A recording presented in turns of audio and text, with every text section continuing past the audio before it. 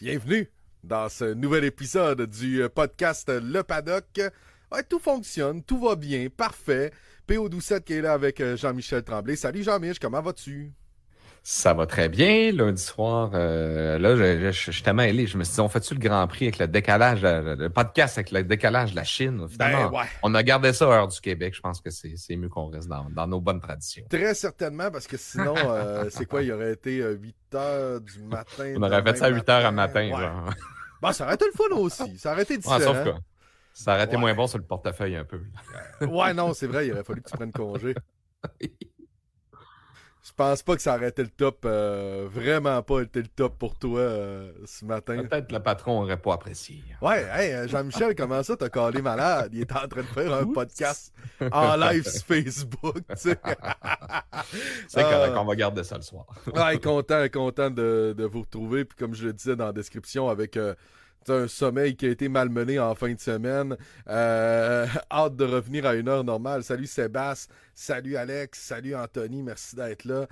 Salut Sébastien, ouais, je l'ai dit, Étienne, Mick, bonsoir messieurs, très content de vous savoir là pour cet épisode du Paddock. Hey, c'est drôle, hein? Mon fond, il est comme nuageux, là, on dirait qu'il va mouiller chez Ouais. nous, mais même si j'ai ma grosse Christine lampe, on dirait que je suis dans le sombre pareil. Fait que moi, je suis vraiment à la journée sprint, puis la première Ouais, qualif. une image de vendredi, ça.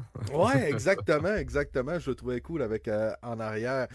Bien sûr, l'épisode de ce soir qui est présenté par les amis de Habitat Boréal qu'on salue. Ça vous tente de vous louer un chalet? Consultez Habitat Boréal. Ils sont présents sur les réseaux sociaux. Leur site internet, c'est 3 mini-chalets et on a un plus gros chalet qui est magnifique. Ben, tous les chalets, en fait, sont magnifiques. On est en Mauricie, dans le coin de Latuc.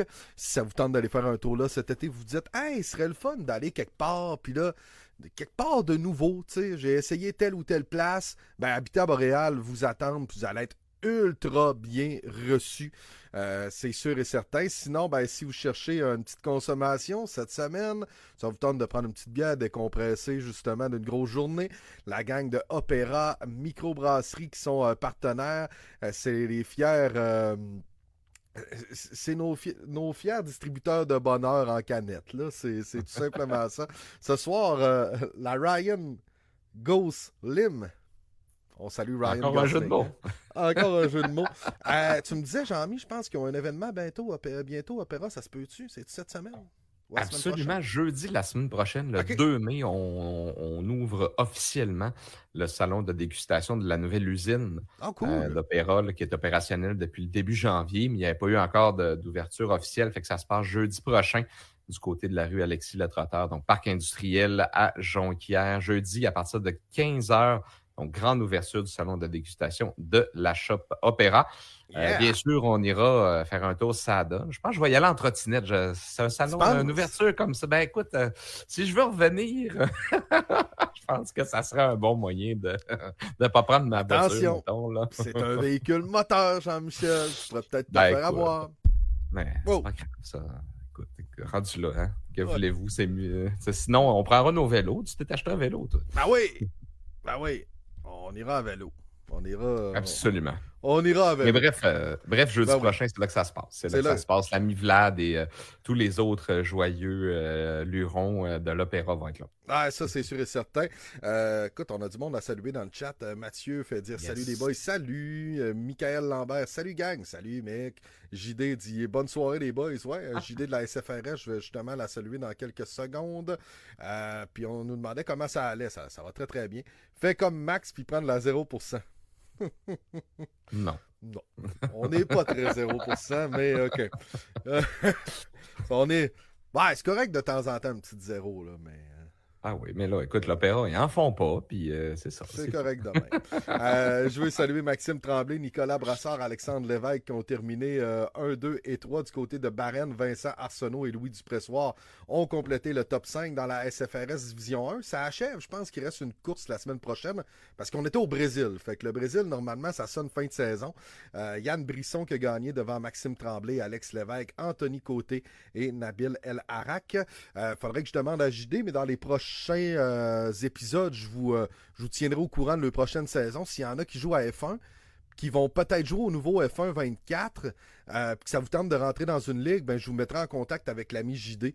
Si vous êtes des fans justement du jeu vidéo, là, j'ai partagé cette semaine que les trailers allaient sortir. Puis en effet, là, EA a sorti le trailer officiel, mais aussi le Deep Drive, en tout cas le gameplay, là, si on veut. Là. Puis à ce moment-là, on a vu que le jeu allait être amélioré. C'est Max Verstappen qui a fait la conduite, si je me trompe pas. Ça, c'est très, très cool. Ouais, ben c'est ça, ils se sont associés à une bonne collaboration avec Verstappen pour améliorer vraiment le réalisme du jeu. Je pense qu'on a vraiment plus travaillé sur le gameplay que les graphismes. Puis je pense, on s'en parlait tout à l'heure avant de commencer, on joue à un jeu de Formule 1. Fait que je pense que l'essentiel, c'est que ça soit plus fun de jouer que ce soit beau. Oui. Fait qu'on a parlé de plusieurs améliorations, principalement au niveau des suspensions. On a revu le modèle aérodynamique, comment le jeu va gérer tout ça. La cartographie de dégradation des pneus aussi qui a été revue. Donc, il y a un paquet de choses qui devraient être améliorées. Puis je pense que Max s'est impliqué beaucoup là-dedans. Donc, étant le pilote de l'heure depuis une couple d'années en F1, je pense que ça peut juste améliorer les choses. Casque, là, on y a ajouté ça comme commanditaire, je pense. Exactement. C'est-tu les l'année deux collaborent passée? bien ensemble, je pense. Ouais, les deux ont commencé à collaborer ensemble. Donc, ouais, assez intéressant de ce côté-là, Jean-Michel. En tout cas, j'ai hâte de voir. Fort possiblement qu'encore une fois, ça va me coûter cher. Ouais, ben, on sait tous qu'à chaque année, quand on est fan de F1 puis de jeu, on a un petit 100$ qui va revoler dans le coin du mois de mai ou du mois de juin. Puis, gars, j'ai dit rapidement les points. Des suspensions revues, gestion des pneumatiques plus précises, un aéro plus dynamique. Des nouveaux réglages moteurs aussi, donc qu'on va améliorer. Donc, écoute, c'est sûr qu'à chaque année, on fait un gros show de boucan, le trailer avec la toune de Green Day. Moi, il m'avait déjà vendu, je le voulais. J'étais sur le bord de peser sur commander. Mais bon, j'attends toujours. J'ai jamais vu une pénurie de F1 quand je suis allé au magasin la journée de sa sortie. Non, c'est on va se modérer un peu. Puis sinon, ben, pour ceux qui ont, par exemple, sur le Xbox, le Game Pass Ultimate, là, on a toujours un 10 heures de jeu qu'on peut essayer aussi avec ça. Fait que des fois, si ça peut vous permettre de l'essayer avant de dire ben, je vais engager 100$ là-dedans, ça peut être un bon moyen aussi de l'essayer. Salut Michel qui est là. Michael Lambert dit vous m'avez convaincu pour le jeu 2024. Ben écoute, tu te diras, peut-être que EA va nous envoyer 15 cents. Ça fait un beau cadeau à offrir à votre blonde.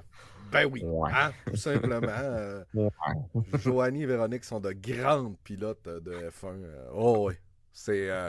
j'ai un banc de course ici, c'est juste pour jouer. Ils sont meilleurs que nous autres, semblerait. Bon.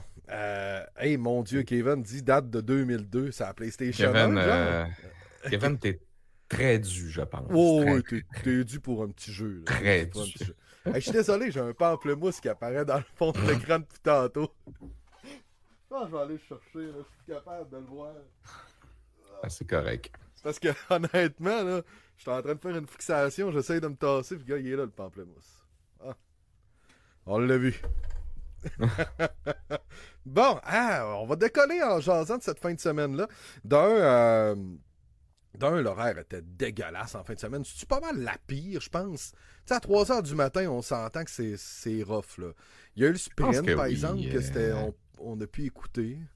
Tu sais, Japon, Australie, Chine, je pense qu'honnêtement, c'était vraiment les pires. Après ça, il reste Europe. Amérique, c'est pas mal tout semblable à nos fuseaux horaires ici. Fait que je pense que le pire est passé, si on peut dire ça comme ça. Ce qui est une excellente nouvelle, d'ailleurs, parce que j'aurais bien aimé ça de l'écouter en direct, mais... Non.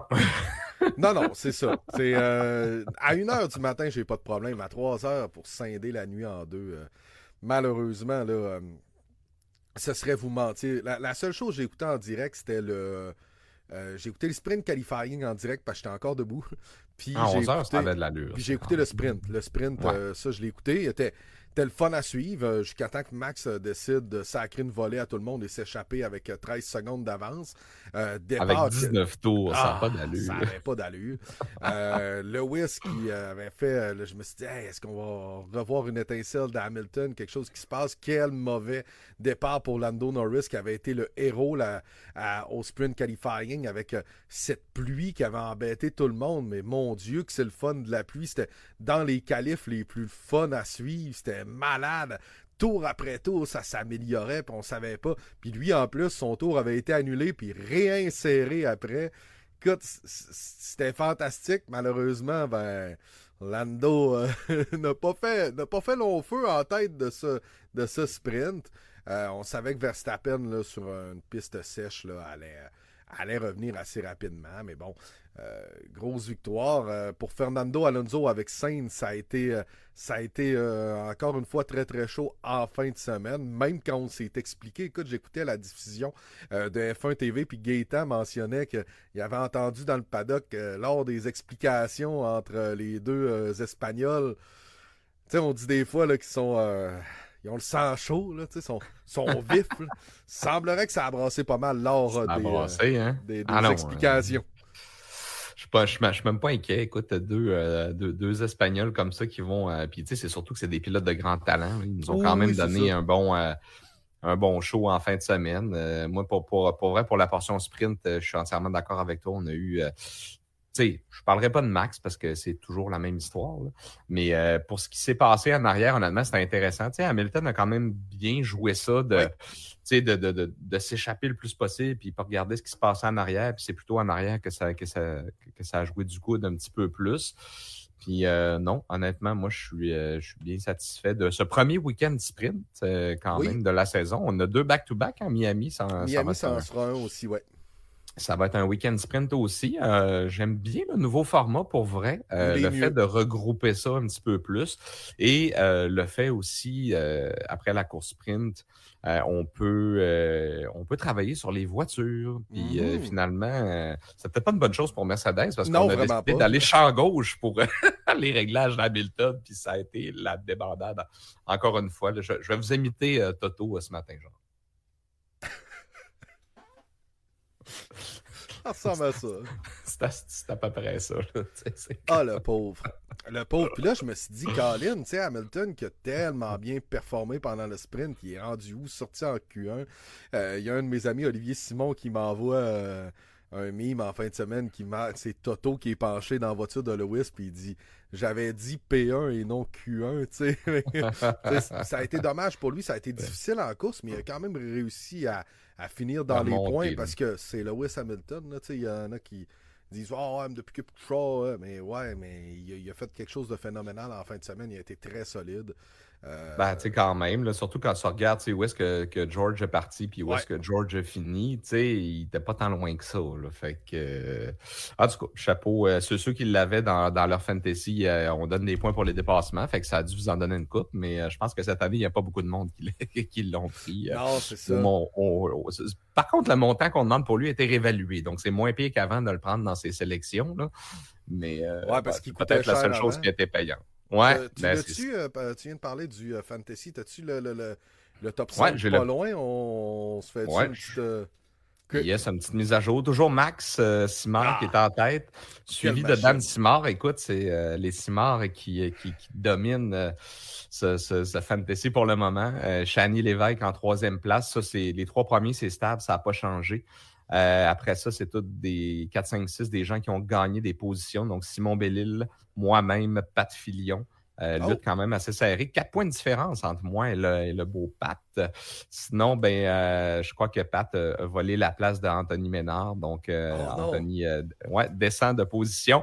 Et après ça, il y a Luc Maxime qui fait une remontée. On le sait, l'année passée, qui avait remporté en fin de saison le Fantasy. Toujours dangereux, Luc Maxime. Donc, on va essayer de pas trop le réveiller. Peut-être qu'il va oublier de faire quelques changements une couple de fois dans la saison. Moi, je l'ai fait 0 à date. Fait que je dois Émile Savard et Carl Boulian qui terminent le top 10. Fait que ça n'a pas beaucoup changé. C'est pas mal la plupart du même monde, si on veut, qui est là.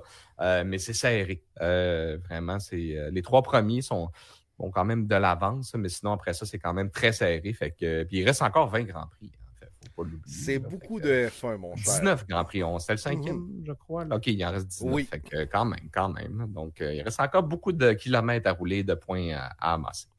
Ouais, hâte de voir aussi comment le Power Ranking, comment ça va se dérouler. T'sais, en fin de semaine, on a vu que McLaren était quand même très en forme, surtout pour Lando Norris.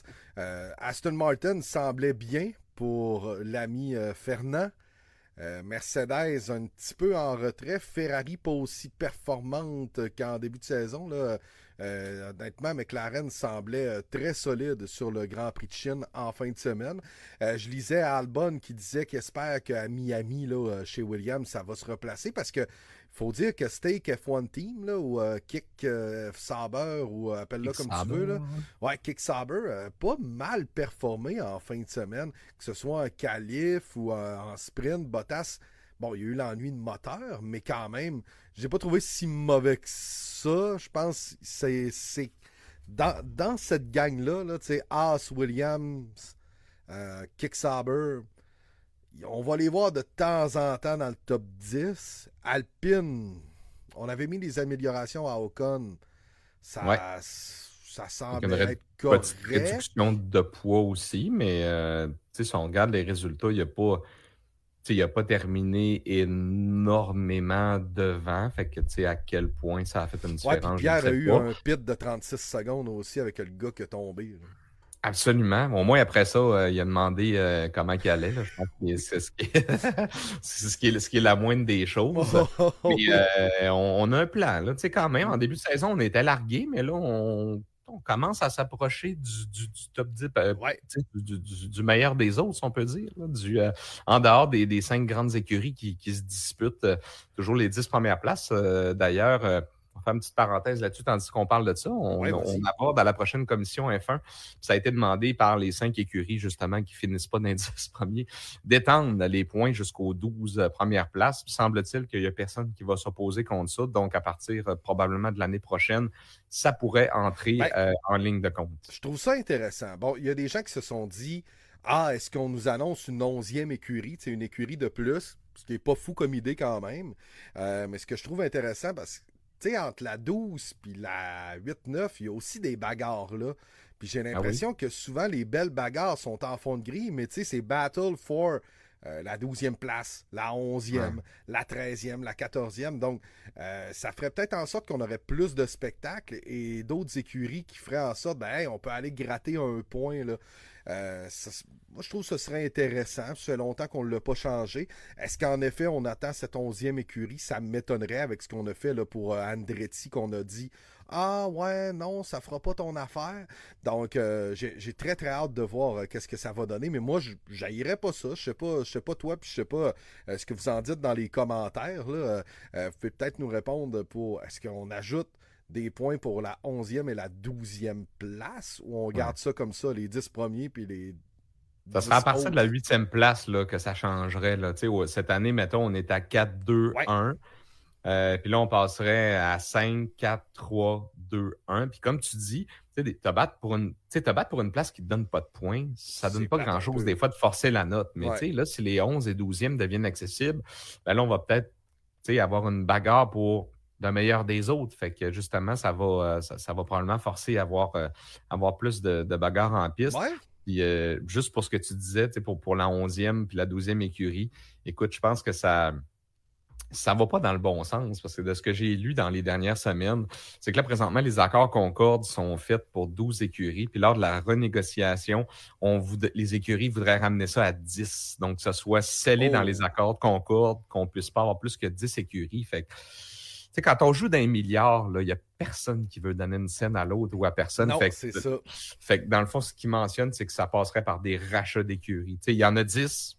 Puis si vous en voulez une, achetez-en une qui est exactement. Déjà Je ne sais pas si Andretti va réussir, Sébastien, mais dans les dernières semaines, il a quand même établi des installations du côté de Silverstone. En tout cas, il dit que s'il court en F1, il s'implique en F2 puis en F3. Il n'y a jamais eu une candidature comme ça. C'est ça qui est frustrant, je pense, pour la plupart des gens qui suivent ça. C'est qu'il n'y a jamais eu une candidature aussi... Écoute, ils ont construit une maquette dans une soufflerie d'une voiture de cette année. Ils ont inauguré... Ils dépensent beaucoup d'argent, puis énormément d'argent pour de quoi que présentement il n'existe pas. Semble-t-il que la fenêtre, ça serait 2028. Lorsqu'ils auraient un vrai motoriste qui est GM Cadillac, là, qui pourrait créer un... Fait que pour les autres écuries, ça serait une valeur ajoutée à apporter à la Formule 1. Puis pour eux, ça serait la seule condition, parce que la première fois, ça avait été rejeté parce qu'il n'y avait pas de valeur ajoutée, semble-t-il, à apporter présentement à la F1. Fait que, en tout cas, c'est à Est-ce suivre, que c'est un gros dossier. est-ce qu'Alpine va être vendu un jour? Bruno C'est Famin a dit non, ça a hmm. l'air que c'est pas dans les plans. Mais ça peut changer vite. Ça peut... Dans le oui, sport, là, dans le sport, ça peut quand tu changer arrives vite. avec des sous, mais en tout cas, moi, je trouverais ça intéressant que jusqu'à la 12e position. Puis, des fois, tu as des écuries qui pourraient peut-être avoir des bagarres intéressantes. Justement, on le sait que les points au classement, c'est des millions. Donc, Mais tu c'est sais, ça, à la fin de la saison, tu sais, une écurie que je sais pas, mais qui est allée, qui a fini 12e 3-4 fois, ben, tu sais, c'est, comme tu dis, c'est beaucoup de millions de plus à la mhm. fin de l'année. Puis pour des écuries qui n'ont pas beaucoup de budget, comme ces écuries-là qui réclament plus de points, ben, moi, je vois juste du positif. Pour vrai, je Puis, vois pas qui peut s'opposer à ça. en même temps, le top 10 est déjà pratiquement scellé. Toujours Euh, ça. C'est toujours les 5 mêmes. Fait, écurie, ouais, en fait, pas les 5 mêmes pilotes, là, mais c'est vrai que, je sais pas, mais au moins 90 du temps, ces places-là sont sécurisées par ces écuries-là. Tu sais, s'il n'y a pas de pépin, il n'y a pas vraiment de raison pour qu'aucune de ces 10 voitures-là finisse pas dans le top 10. non, c'est ça. Fait que ça ajoute qu'il n'y a aucune compétition rendue là. Tu sais, t'as Red Bull finit 1 à 3, c'est sûr. T'as quelqu'un, mettons, de McLaren, de Ferrari ou des fois d'Aston et peut-être même de Mercedes qui est capable d'aller finir sur le podium. Mais sinon, après ça, là, en fin de semaine, quand tu regardes ça, il reste 2 places peut-être à remplir là, quand Lance Stroll est trop épais. Quand il arrive une bourde à Piastri ou à Norris, mais en fin de semaine, c'est Red Bull, c'est McLaren, c'est Red Bull, les Ferrari, Aston, Mercedes. Il te reste plus grand place après ça, tu sais. Je veux dire, Non, c'est. non. Je pense qu'à un bon moment donné, c'est plus une. C'est plus 2 écuries qui se battent. Là, c'en est 3 4. Malheureusement, il y en a une seule au top et les autres sont solides dans leur, comment je dirais, dans leur catégorie, même si c'est pas une catégorie. Je veux dire, sont dans le top field, puis t'en as une qui est ultra trop dominante. Mais après ça, les écuries comme Sauber, comme Haas, Williams se ressemblent énormément.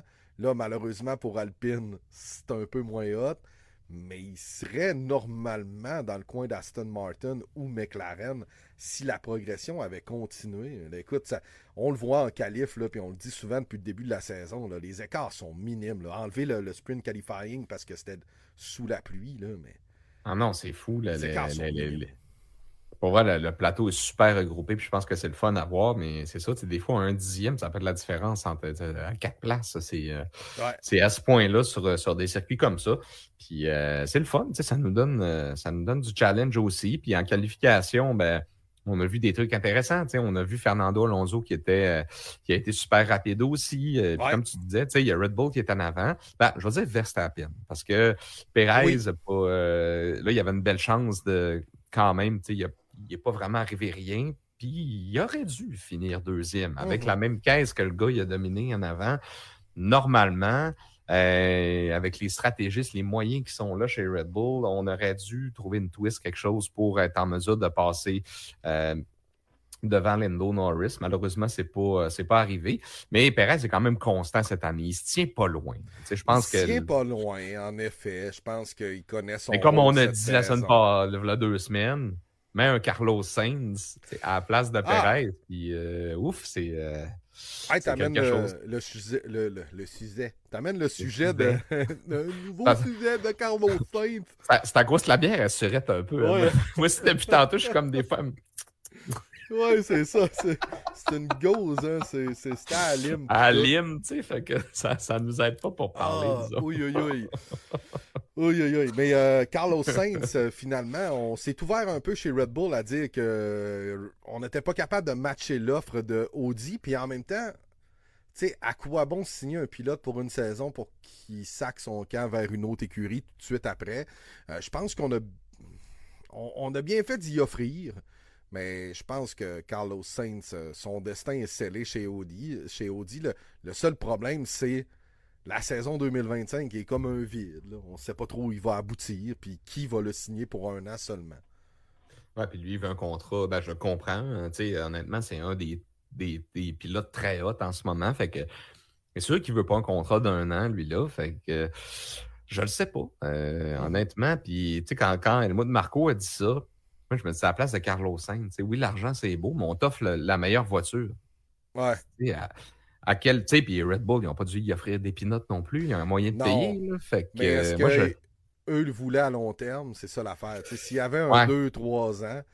c'est ça. Mais, tu sais, en même temps, est-ce que, tu sais, on a eu un petit échantillon de Liam Lawson. Est-ce Oui. que, tu sais, dans la hiérarchie Red Bull, est-ce qu'il est plus haut qu'un Carlos Sainz qui est expérimenté puis qui est hot en ce moment? Tu sais, c'est un peu la question que Toto se pose présentement avec leur jeune prodige, puis qui a d'ailleurs fait ses premiers tours de roue en F1. Oui, oui. Ils ont fait essayer la FW, pas la FW, excuse, la W, c'est le W12, celle de 2021, quand Lewis a perdu le championnat. Puis c'était pas des super belles conditions. On était à Imola, il y a eu de la neige un peu, il pleuvait, mais je pense que le jeune a vraiment bien fait. Puis on semble vouloir accélérer sa progression parce que c'est ça. Sinon, il nous faut un pilote tampon pour 2025. Ouais, c'est ça. Ça, c'est pas facile à trouver. Puis, tu sais, Mercedes est quand même une écurie prestigieuse, même si elle est en retrait côté performance. Fait que c'est pas Nico Hülkenberg qui va aller là, puis c'est pas Esteban Ocon non plus. Tu sais, ces gens-là, ils veulent assurer leur avenir. Non, c'est C'est ça. compréhensible. Fait que des pilotes de transition, ça commence à se refermer, je trouve, un peu pour Mercedes. Fait que peut-être que c'est pas c'est pas les habitudes de la maison, mais peut-être que pour une fois, on va se dire, ben, quand on a vu comment Behrman a bien fait aussi, quand il a remplacé Sainz, tu sais, les jeunes pilotes, les jeunes aujourd'hui, ils font tellement de simulations, de jeux vidéo, de préparation et tout. Peut-être qu'on va se dire, ben écoute, on l'essaye, tu sais. Comme au lieu de faire comme George qui a fait quelques saisons chez Williams, ben là, on va dire, écoute, on te lance, puis de toute façon, on n'est pas en avant du field comme on l'était, par exemple, avant la nouvelle réglementation. Fait que peut-être qu'il y aurait moins de pression aussi pour le jeune de commencer. Peut-être aussi. Ce serait intéressant. Beaucoup de réflexion. Dans les commentaires, Sébastien Lenz qui fait les autos tamponneuses, ben oui, on va en jaser tantôt. Oui. Steve qui dit course plate. OK, mais Anto, il a répondu, il a dit, ben, faut pas juste regarder les 3 premiers pour avoir du fun. C'est vrai, mais je comprends, par exemple, là, que les gens, des fois, trouvent un petit peu ça plate parce que Verstappen est ultime dominant, mais en fin de semaine, moi, j'ai trouvé que c'était une des fins de semaine les plus fun à regarder. Le sprint était cool. Les qualifs étaient intéressantes. La course s'est passée quand même. Safety car, beaucoup d'accrochages. On jurait que c'était F1 23, justement, à la relance, tellement tout le monde se rentrait dedans. Non, il y a eu de la drama, pas pire. Russell... Ça nous a rappelé, c'est au Portimao, je pense. Oui, quand Bottas avait voulu relancer la course, mais ça avait été une catastrophe. Un derby, là. Oh, ça, c'était hot, ça. Ça, c'était 2020, malade. Je pense. Ouais, c'était 2020 parce qu'on savait pas où courir à part quasiment en Italie. Ah non, ça, c'était assez malade, mais écoute, c'est ça, notre malheureux Max Canadien. dit Russell, Antonelli, je suis pas certain du duo. C'est ça, ça fait deux jeunes. Ah, Mugello, 21. Ouais, je savais que c'est... OK, merci beaucoup, Mugello, 21. Merci, Anto. 2020, je pensais que c'était Portimao, mais ouais, c'est vrai. Les deux, ça ressemble un petit peu comme piste avec l'espèce de relance comme ça, mais ouais, le Mugello, ouais. C'est vrai qu'Australie aussi, les deux Alpines s'étaient sortis. Ouais, finalement, il y en a eu beaucoup des derbies. Là. The Big One, comme en NASCAR. On va en avoir en F1 aussi. J'ai réussi à faire aimer les courses à ma blonde. Ça veut tout dire pour les courses le fun. Mais c'est vrai, hein, genre, je me souviens pas avec qui je parlais de ça, mais j'avais une discussion que les filles aiment beaucoup la F1. Puis oui, il y a l'aspect des beaux pilotes, là, on s'entend. Là. Mais il y a l'aspect aussi prestige, il y a l'aspect de la voiture, il y a un petit quelque chose en F1. Puis, c'est glamour, la F1. C'est glamour, c'est des belles places qu'on visite, puis tout ça. Fait que... On a un compte TikTok sur, du paddock, on n'est pas actif, là, on n'est pas très très bon là-dessus. On danse pas encore. Mais on suit plusieurs personnes, puis honnêtement, je remarque souvent, on me pitch des affaires, puis il y a beaucoup de publications. C'est des filles qui trippent sur la F1 et tout. Fait que non, pour vrai, il y a un gros fanbase féminin. Puis c'est super le fun d'avoir ça aussi. Ouais, puis les filles connaissent ça. Puis ça fait des retours sur des grands prix. Je l'ai vu c'est 2 Québécoises. Ils font aussi des petites capsules style podcast aussi, mais sur TikTok. Ils reviennent ils discutent un peu de l'actualité. Fait que c'est vraiment le fun pour vrai. Il y a un gros hype. Puis je pense que ça fait juste monter. Depuis l'arrivée de Drive to Survive, en fait. Depuis l'arrivée de Drive to Survive, je salue notre amie Alexandra du côté de Kik qui est allée l'an passé comme média au Grand Prix du Canada, puis elle s'y intéresse au maximum. Puis Écoute, c'est le genre de fille qui l'écoute la nuit, là, la course, là, tu sais. Fait que, non, je pense que c'est le fun. Tu sais, on disait souvent que c'était un sport typiquement à gars, mais tu sais, on a enlevé aussi les pit girls, puis on a enlevé Ouais. l'espèce d'aspect macho un Ben, peu étrange le qu'il y côté avait. mononcle de Bernie. Là. Tu sais, mononcle Ouais, c'est Bernie, ça, ça mon fait pas oncle mal Bernie. mononcle. Là, tu Ouais, sais, ça. puis c'est une bonne chose. Moi, je trouve ça le fun. Puis Ben oui, ben oui. on en a souvent dans le chat qui viennent nous dire À part salut. Puis... les petits Chinois en fin de semaine qui étaient habillés en patate au four, là, ça c'était un petit peu bizarre dans les cérémonies. Mais bon. Ouais, mais ça, des cérémonies étranges, il y en a une couple, ou des hymnes Ouais, nationaux. on a vu des chanteurs bizarres. C'était Puis, en Belgique l'année passée, hein, l'espèce de... Ah oui, là, oui. c'était quasiment médiéval, je pense. Je sais Ouais. pas quoi. Là, Mais là, on va à Miami, hein. Miami s'en vient, Jean-Michel. Ouais, la démesure. Le Ah. Grand Prix que j'aime pas. Là, Miami est tellement là qu'il me fait aimer Vegas. Tellement qu'il était. Vegas, ça avait été too une belle much, course au moins. Ouais, mais écoute, on va voir. Là, je sais pas si on fait des améliorations. Je sais pas. Peut-être qu'il va y avoir une inondation puis la marina aura de l'eau dedans, je sais pas. Ouais, une vraie marina. Une vraie de vraie. Parlons un peu de l'incident Lance Stroll. C'est sûr et certain que ça a attiré énormément l'attention en fin de semaine. Tout d'abord, il a gâché une des seules bonnes courses de Daniel Ricciardo cette saison. On dit qu'on a peut-être été un peu sévère pour le 10 secondes parce que ça a quand même freiné devant lui. Lance, lui, était extrêmement fâché en disant c'est lui qui est stupide. Là. Il a slam les breaks. Là, il m'a breaké d'en face, comme on dit en bon québécois. Ouais, c'est un effet accordéon. Ouais. C'est... Même Max a dit dans le cool room, genre, c'est de ma faute. Ça part de moi en avant. Mais quand on a vu ça, là, surtout la réaction des trois gars, justement, quand ils ont vu. Là, Max était comme genre, en voulant dire le con. Ouais, c'est ça. Là. Je pense que c'est peut-être ça qu'ils pensent d'Alens en général. Écoute, si vous avez pas vu les commentaires de Daniel Ricciardo, là, cherchez Canal F1 Daniel Ricciardo sur YouTube. Sa réaction, en fait, c'était fuck ce gars-là. C'est vraiment, là, le journaliste il a montré les images en plus sur son téléphone. Puis t'as raison de le dire, tu sais. En plus, c'était une course importante pour Ricciardo parce que en tout cas, selon lui, il faisait un reset psychologique en fin de semaine parce qu'on y avait construit un nouveau châssis. Lui, il était convaincu dans sa tête que sa voiture avait peut-être un petit quelque chose par rapport à Tsunoda depuis le début de la saison. Fait que, pour lui, c'était vraiment l'occasion de prouver, c'est pas dans ma tête, puis ou peut-être c'était dans sa tête, mais psychologiquement, placebo, ça l'a aidé, là.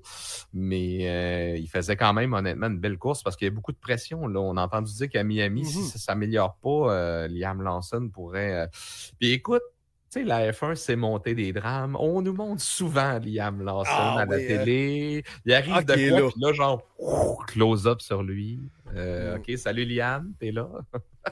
Fait qu'en tout cas, c'est plate, puis ça a gâché la course de Piastri aussi, parce que veut pas, en emboutissant Ricciardo, qui a embouti Piastri, il a scrappé quand même beaucoup derrière le diffuseur, derrière de la voiture. On le sait que les voitures, ça avait fait ça. C'est un élément important de tout l'ensemble aérodynamique, fait que ça a gâché sa course aussi.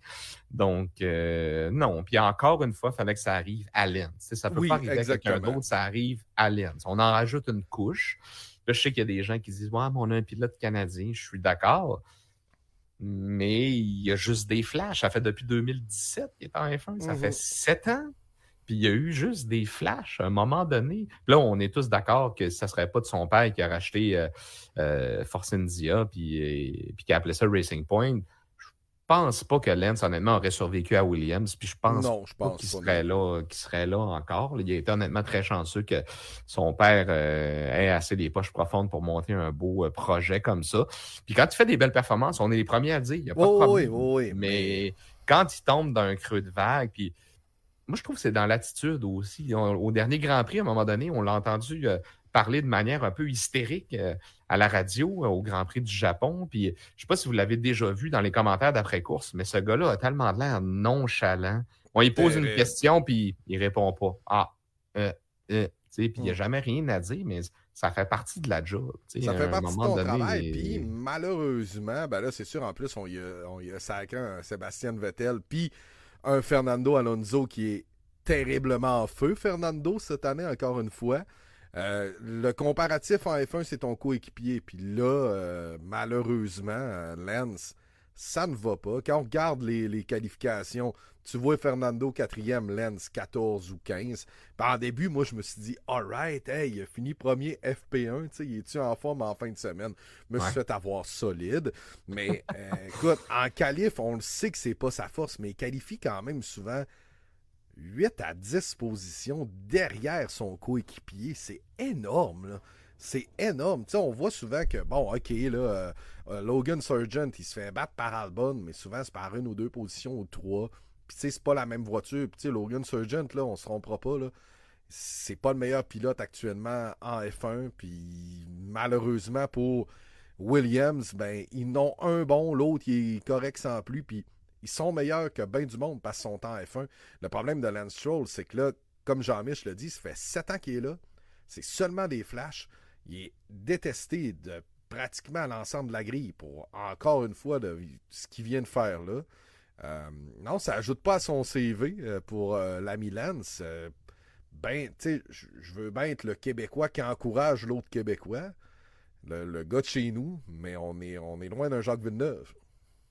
Puis tu sais, Ricardo l'a dit aussi, il dit, quand j'ai vu l'on-board, il ne regardait pas en avant. Son casque était tourné, puis il regardait le détour. Mais là, tu es dans une relance. Là. La place qu'il faut que tu regardes, c'est en avant. On s'entend. Là. Je ne sais pas s'il était peut-être trop occupé à regarder si Verstappen redonnait le rythme un peu en sortie d'épingle.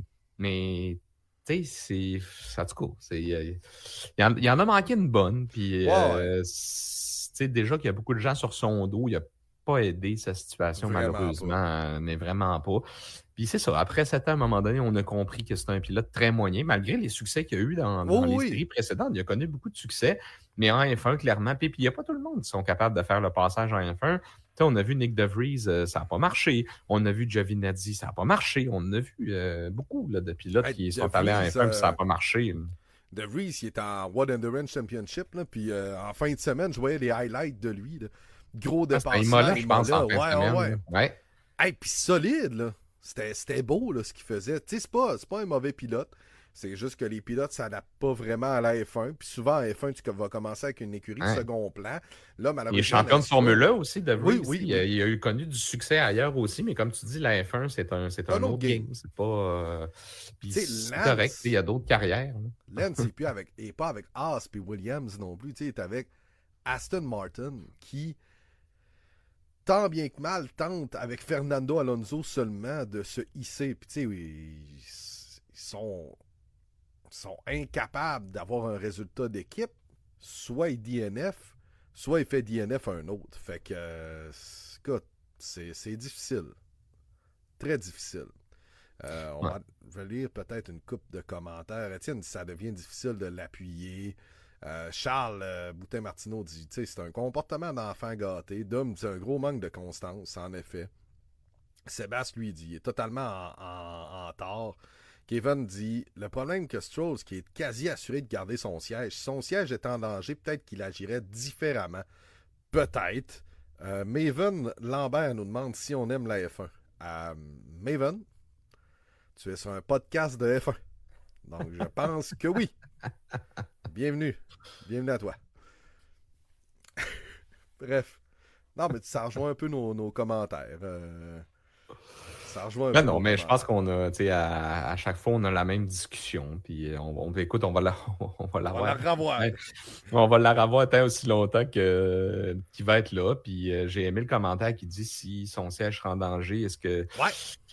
Mais c'est vrai, il y a de l'air à s'en crisser. Tu sais, tu l'entends à la radio, hey man, man, tu sais, puis je sais pas, là, tu sais, c'est, man, il y a tellement du monde qui t'envie puis qui aimerait ça être à ta place puis qui se défoncerait, genre, c'est le non-verbal qui dégage, tu sais, peut-être qu'il est super focus puis tout, tu sais, on n'est pas dans le garage, oui. Mais il dégage ça. Puis Alonso est quand même bon pour l'encenser. J'ai l'impression qu'il va l'encenser tant aussi longtemps qu'il ne fera pas de menace pour lui, ce qui ne devrait pas arriver. Mais il est bon pour dire, moi, je fais tant de pourcents du travail, puis sans la part de mon coéquipier, je ne pourrais pas être à 100%. Puis peut-être qu'il fait, il est bon dans les réglages, je ne le sais pas, mais malheureusement, ça ça se traduit pas par des résultats en piste. Puis c'est ce qui est le plus important. Puis surtout son père, qui est dans un projet comme ça, tu sais, si on prend peut-être tous les petits points à gauche et à droite qui ont été échappés comme ça, comme l'année passée à Singapour, qui s'est craché, je pense, en qualif. Ou, tu sais, c'est des points qu'à la fin de la saison, tu aurais peut-être gagné un rang ou deux. Ça, c'est des millions de plus. Fait qu'il faut ouais, c'est prendre ça. tout ça en considération aussi. Mais c'est ça, écoute, que c'est toujours la même histoire. Puis c'est ça, ça va continuer. Oh, ouais, c'est ça. Fernando respecte lui qui signe le chèque, pas son coéquipier. Hey, Je pense que c'est pour ça qu'il est resté. son père est riche. Mon père est riche en tabarnak. Quoi vous avez pensé de la stratégie de course d'Aston Martin pour Fernando avec son pari avec les softs? Je te dirais que c'est Charles Boutin-Martineau. Charles, j'ai eu cette réflexion aussi quand j'ai vu Fernando en soft. J'ai comme fait, c'est peut-être la faiblesse d'Aston, les stratégies, depuis qu'on est quand même pas pire actuellement avec Aston Martin. Je trouve que côté stratégie, c'est peut-être pas là qu'on excelle. Est-ce que ça a bien été, somme toute, pour lui? Correct. On a réussi à remonter avec les médiums plus frais. On a eu un safety car aussi qui a fait en sorte que on a été capable d'étirer un peu les softs. Honnêtement, je pense que stratégiquement, c'est là qu'il en manque un peu chez Aston Martin, là, présentement. Ouais, ben, je suis pas mal d'accord avec toi aussi. Tu sais, il n'y a pas. Il n'y a pas une écurie de. Ben, j'allais dire, il n'y a pas une écurie de parfaite, mais il y en a une qui est pas loin. Oui. Avec ses pit stops en fin de semaine à 2,1 secondes. Puis c'est ça. Mais quand même, j'ai trouvé ça audacieux de faire ça. Puis à la fin, la stratégie, je pense que 5 tours encore, puis il était capable d'aller chercher le pilote qui était devant lui. Ouais, c'était Russell, ouais.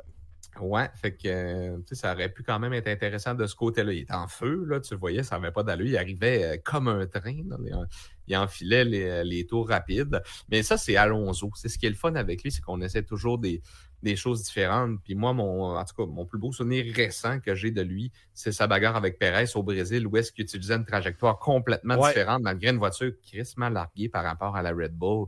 Puis il a été capable, écoute, de le tenir. Là, c'était une course de drague. C'était fou, on s'en souvient. C'est le photo finish là, pour voir qui avait gagné. Là. Fait que ça, honnêtement, ben, je sais pas pourquoi, mais pour partir sur une bulle du Brésil, mais le Brésil me donne toujours des beaux moments comme ça. Je sais pas ce que cette piste-là de particulier, mais il arrive toujours de quoi de hot au Brésil. Ça, c'était ma parenthèse, Brésil. Ben, un jour, j'irai peut-être. Un jour, tu iras faire un petit tour au Brésil. Dom mentionne aussi les pneus qui restaient. En effet, je pense qu'il restait plus de dur neuf.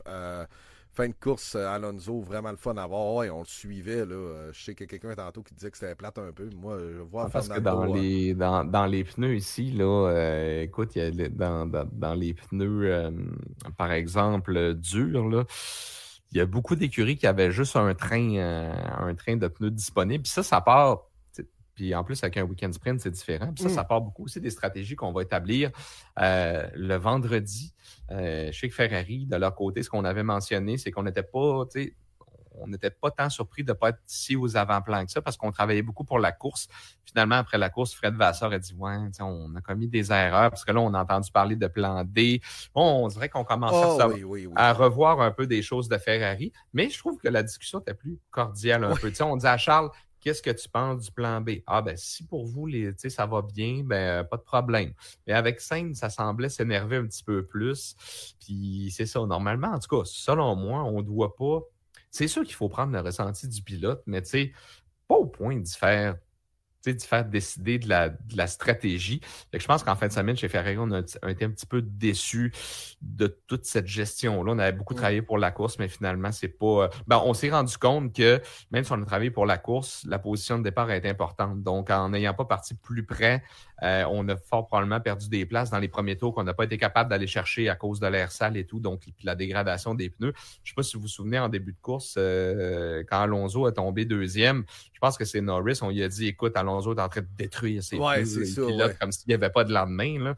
Fait que, voyez, puis Norris a fait une gestion extraordinaire. Il avait préparé que son ingénieur qui terminerait 35 secondes derrière les Ferrari. En fait, de la course, il dit, écoute, je ne sais pas pourquoi, mais j'ai fini deuxième. Ouais, puis je pense que c'était encore une belle preuve que c'est un excellent pilote pour ce qui est de Lando. Charles Leclerc, on n'en a pas parlé trop en fin de semaine, mais il a été devant Carlos Sainz pour la première fin de semaine. Il est présentement troisième au championnat des pilotes. Là. Sainz est quatrième. Faut dire que Sainz, il manque une course. Il faut dire que Sainz, il manque une course. Ouais, exactement. Norris est cinquième avec Piastri sixième. Russell est 7. Alonso est 8, tout seul. Mais il est comme à 2 points de Russell puis 5 points là, de Piastri quand même. Là. Ensuite, on a Lewis qui est 9e et 10e. C'est Lance Stroll avec 9 points. Mais derrière ça, là, on a Yuki Tsunoda qui pilote une RB. Oliver Berman qui a piloté une Ferrari une course. Hülkenberg qui a fait une bonne fin de semaine à 4 points. Magnussen à 1. Et après ça, là, on est dans le club des zéros. Albon, Ocon, Joe Guan Yu, Daniel Ricciardo, Pierre Gasly, Valtteri Bottas, Logan Sargent. Magnussen a animé beaucoup le spectacle quand même en fin de semaine. Pour vrai. Ouais. Là, ça, on va lui donner quand même cette mention-là. Lens, après sa catastrophe, a quand même eu une super belle bagarre avec Magnussen. K-Mag a quand même donné le show. Les pilotes Haas, on va leur donner ça. C'est des têtes dures, mais ils sont capables de donner le spectacle. Ça, au moins, ça a été apprécié. Comme tu disais tantôt, je ne me rappelle plus qui dans le chat a dit que la course était plate. À un moment donné, il faut se faire à l'idée que c'est toujours Verstappen qui va gagner. Fait qu'il faut essayer de prendre des points positifs où est-ce qu'on en voit. Oui, notre rêve depuis 3 ans, c'est de voir quelqu'un se battre pour la victoire, mais je pense pas que ça va arriver avant 2026. Je vais pas être plate, là, mais je suis pas sûr. À l'an prochain, Lewis Hamilton sur Ferrari. C'était très clairement. Déçu pour Gasly. On avait glissé un minimo tantôt. Oui, son petit stop de 30 quelques secondes, ça y a nuit parce qu'il y avait vraiment une belle fin de semaine, du moins en course. Sébastien dit K-Mag, c'est pas un doux dans les bagarres. Puis Kevin nous dit. C'est pas lui qui a sorti Tsunoda au départ. Oui, à relance, c'est ça, là, que ça s'est mis à spinner. Là. Ça, c'était peut-être pas un de ses meilleurs moves. Puis Tsunoda, en tout cas, ils nous ont sûrement pas présenté toute la radio, puis il a juste dit fuck. Ben, en tout cas, F, étoile, I'm out. Il a pas fait. On n'a pas entendu hurler, genre que c'était un innocent, puis tout. J'ai l'impression qu'on a peut-être demandé à pas nous présenter ces bouts-là, parce que c'est sûr qu'il y a peut-être une tacle. C'est clair, là. Ça se peut pas qu'il ait juste resté genre. Ah, je suis hâte. C'est impossible. Surtout connaissant le personnage. Qui a gagné le premier Grand Prix en 2004 en Chine? Kevin nous pose. Ben écoute, je suis pas tellement bon dans l'histoire, même dans le hockey que j'ai suivi pas mal. Moi non. 2004, je vais y aller avec Schumacher parce que c'est pas mal dans ces années-là qu'il était hot avec la F 2004. Tu nous iras avec la réponse, puis vous pouvez peut-être y aller avec votre réponse aussi dans le chat là, à notre ami Kevin, qui a fait un texte sur Joe Guan Yu, qui est disponible sur le groupe du Paddock, parce que lui, ça a été son premier Grand Prix de Chine. Hein. Ça faisait quand même 5 ans qu'on n'était pas allé. On a oublié de saluer aussi le gazon qui pogne en feu à cause de l'additif sur la piste. Là. Ça, c'était beau. Bravo! Il y avait comme quoi? 2 théories. Il y avait soit qu'ils ont trop peinturé, puis que la peinture, ou l'autre option de Bertrand Houle, c'était que c'est construit sur un marécage. Fait qu'il y aurait peut-être du méthane qui ressortirait j'ai entendu à certaines places, puis qui pognerait en feu. Ben, on dirait que ça fait tellement longtemps qu'on n'est pas allé en Chine que j'ai appris plein de choses sur ce circuit-là en fin de semaine. Maintenant, on nous a montré un coup d'œil en hélicoptère. Comme les motorhomes sont sur pilotis, un peu bâtis en arrière des paddocks. À chaque écurie, là, c'est quand même spécial. Mais pour vrai, c'est vraiment un beau circuit technique, vraiment un mélange de plein de choses, même quand on le fait dans les jeux. Écoute, c'est un circuit traditionnel. J'aime ça à la base.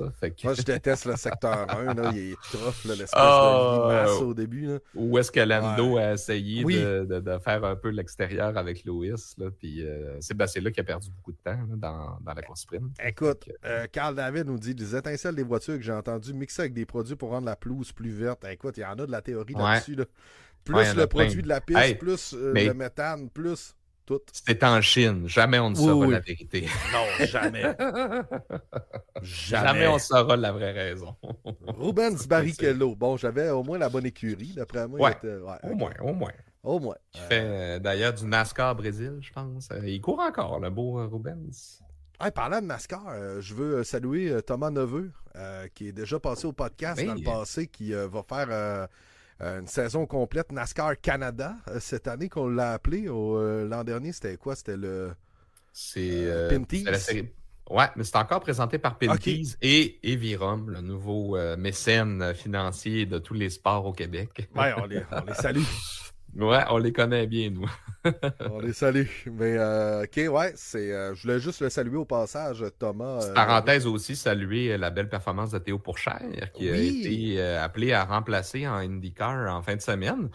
Je pense qu'il est comme parti de la 22e place, puis il a fini comme 11e. Je pense que c'est lui qui a gagné le plus de positions quand même dans la course. Puis tout ce qu'il y avait pour se préparer, c'était comme une demi-journée de simulateur. Puis on s'entend que la IndyCar, c'est pas doux. C'est très puissant. Ouais. C'est rough pour les bras. Puis c'est vraiment pas comme piloter une F1. Fait que puis tu sais, la Long Beach, là, c'est pas facile, c'est bosselé. Ouais, c'est en plein ça. Il s'est approché du mur une couple de fois, mais je pense qu'il a vraiment trippé. Il dit, écoute, moi, je réalise un rêve, là, après la F2 puis la Super Formula.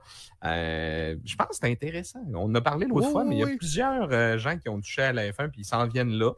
Puis quand les portes te sont fermées, ben, tu vas aller performer dans un beau circuit. Fait que je voulais écouter la course, mais il semble-t-il qu'au Canada, à part sur TSN Plus, qu'il faut que tu prennes encore un abonnement. Ouais. Tu peux pas écouter ça. Fait que malheureusement, mais j'aurais bien aimé ça pour vrai, écouter ça en fait. Honnêtement, moi j'aimerais ça le suivre l'Indy. En plus, à ce moment-ci de l'année, là, je veux dire, le Canadien fait pas les playoffs, nos deux équipes locales. On a du temps. Vu que vous êtes, il y en a certains qui sont pas au Saguenay, là, mais nous autres, les Saguenay, Chicoutimi, c'est fini. Marquis de Jonquière dans le senior, c'est fini. Les séries de junior 2A, puis tout ça, c'est classé, tout est fait.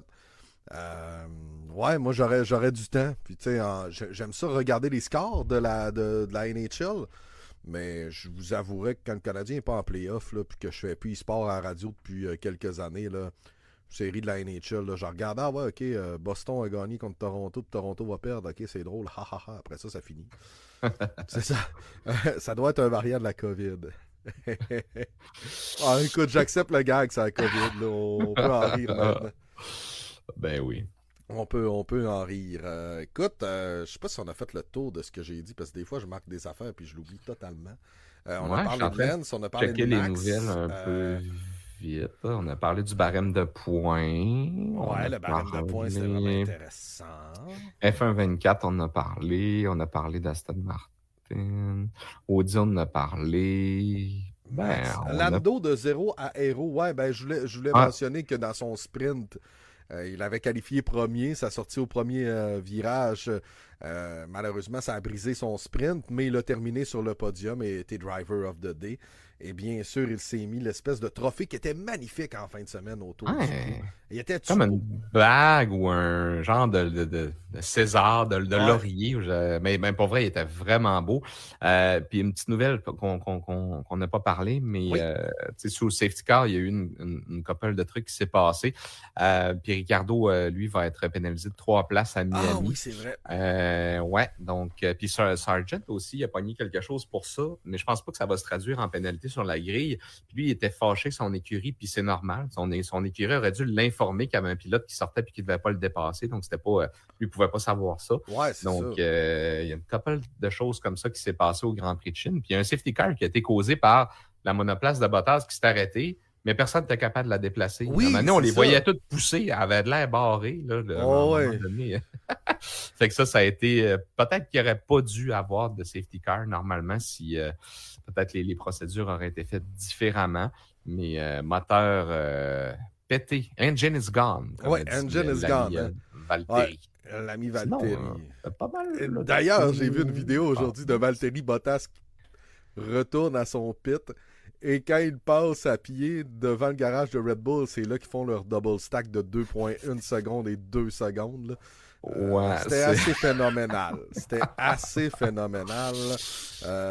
C'est quoi Ricardo a fait pour la pénalité? Ouais, c'est ça, il a passé quelqu'un qui devait pas, mais en effet, son équipe l'a pas dit. Ouais, sous safety, c'est ça. Il est allé prendre une pause. Il y avait une voiture qui sortait des puits, puis il ne devait pas dans le fond, la dépasser. Il devait, les positions étaient comme figées. Je pense que c'était sur voiture de sécurité virtuelle. Ouais, c'est ça. Chose comme ça.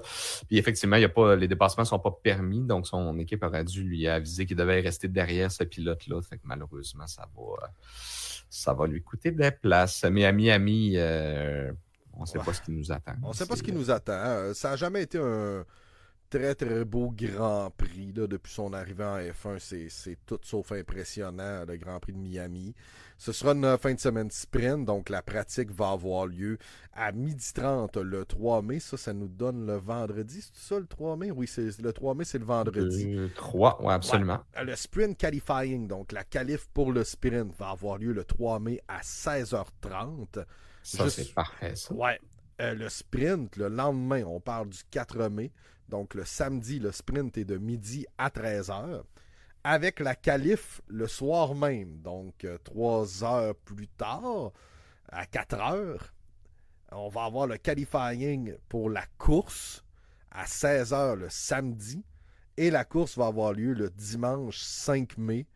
Course qui va avoir lieu à 16h. Fait que, hâte de voir ce que ça va donner. C'est vrai que le secteur 2 est intéressant. Moi, c'est l'espèce de bout où c'est très très lent après le secteur 2, justement. Où est-ce qu'on passe en dessous d'un pont, je pense? Ouais, c'est ça. On est quasiment arrêté. Il y a une espèce de gauche-droite que. Ouais. En tout cas, j'ai hâte de voir. Les heures sont le fun, au moins. Pour vrai, ça fait. Là, avec la séquence qu'on vient dessus, c'était pas. En tout cas, pour moi, c'était pas évident du moins de suivre tout ça en direct. Fait que ça va être le fun de revenir à des horaires qui ont un petit peu plus. Ouais, 16h, c'est le fun, là. C'est très. 16h le dimanche, il fait beau, on se fait un petit barbecue, puis on écoute ça. Ah ouais, c'est parfait, ça. Je trouve que ça a bien. En plus, le vendredi, la qualif sprint à 16h30, je termine ma chronique à 16h30. Fait que c'est correct, on s'ennuiera pas.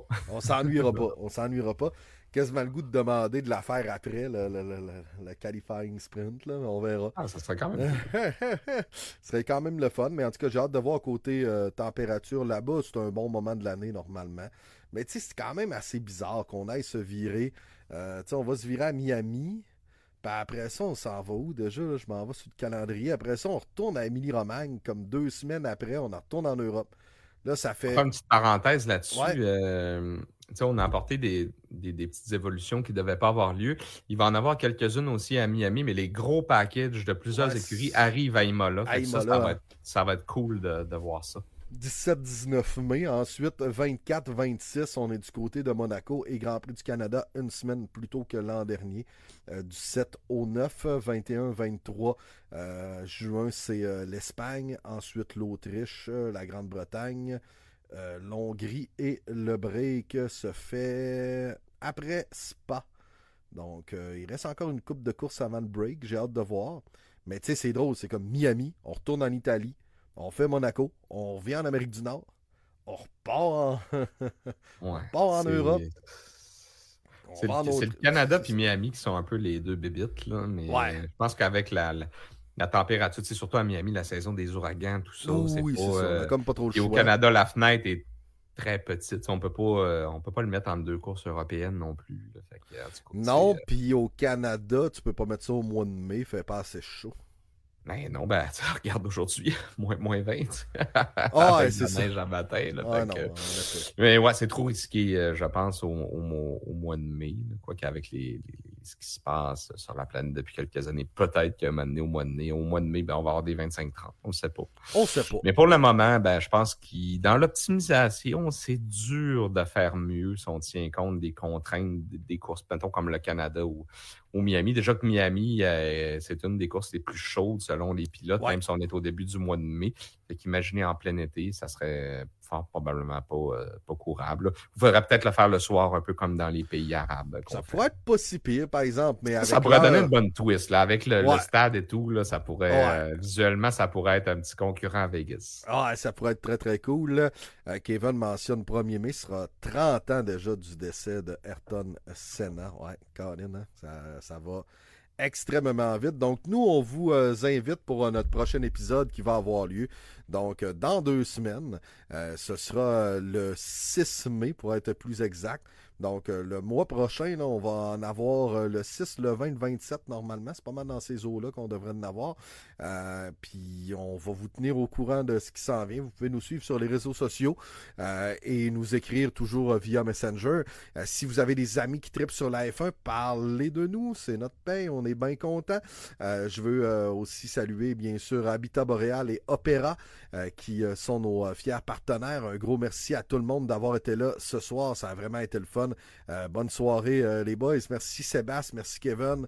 Charles qui est venu jaser pas mal. Michael Lambert ce soir qui jasait pas mal dans le chat.